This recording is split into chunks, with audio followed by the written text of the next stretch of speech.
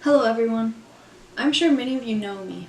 My name is Roxy and Monke, and I am good friends with Mother Eve, and I used to run my family business. I see some of you were surprised to see me. I heard from a friend that many of you thought I was dead. You see, it's an interesting story actually.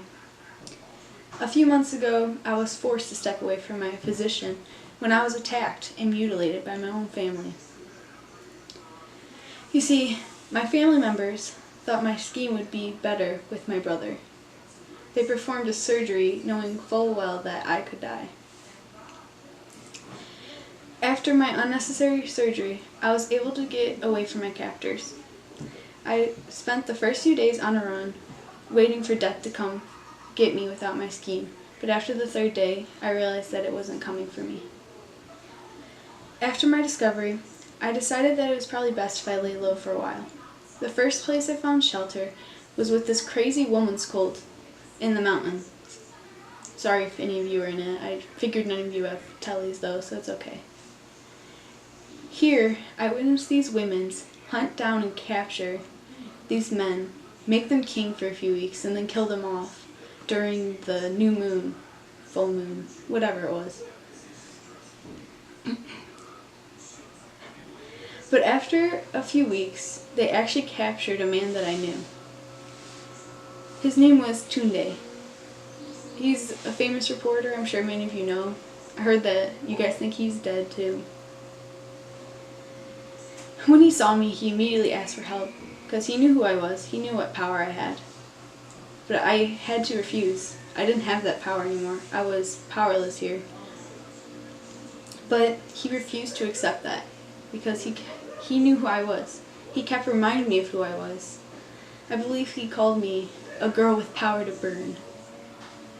Of course, I know he was referring to my scheme, but he also helped me realize that my scheme doesn't dictate who I am and what I could be. I realized that I didn't really need it. I had other ways to get what I want, and that's just what I did. After getting Tunde away from the cult, we took shelter in a refugee camp in the north. Everything was peaceful until the third night. There we were attacked by this group of women. These women were brutal. They started burning down all the tents one by one, forcing the occupants to either flee or burn. After that, they began rounding up all the men and killing them quite graphically.